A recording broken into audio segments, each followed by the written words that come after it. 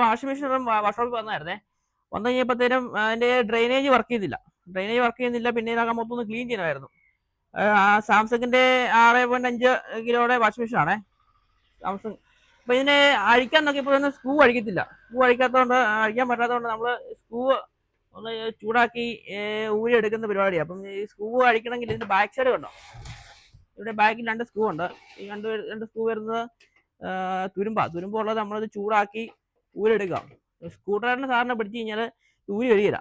അപ്പോൾ നമ്മൾ washing machine അത് ഊരി വരാത്തതുകൊണ്ട് ഇപ്പം ഡ്രില്ലിംഗ് മെഷീൻ ഉപയോഗിച്ച് ചൂടാക്കി പഴുപ്പിച്ച് ഊരുന്ന പരിപാടിയാണ്. അത് കാണിക്കാം.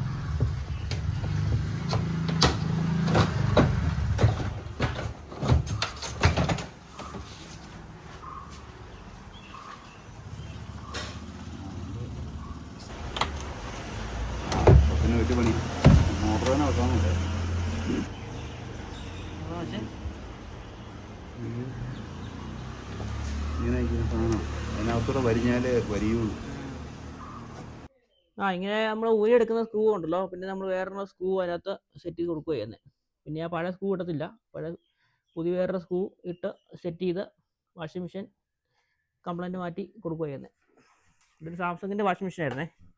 ഇതിൻ്റെ മൊത്തം ക്ലീനിങ് പരിപാടി, വെള്ളം പോകുന്നിടത്ത് കംപ്ലൈൻ്റ് ഒക്കെ ഉണ്ടായിരുന്നു. അതെല്ലാം റെഡിയാക്കി സെറ്റ് ചെയ്ത് വെച്ചിരിക്കുക. ഇനി കസ്റ്റമറെ കൊണ്ട് ഡെലിവറി കൊടുത്താൽ മതി.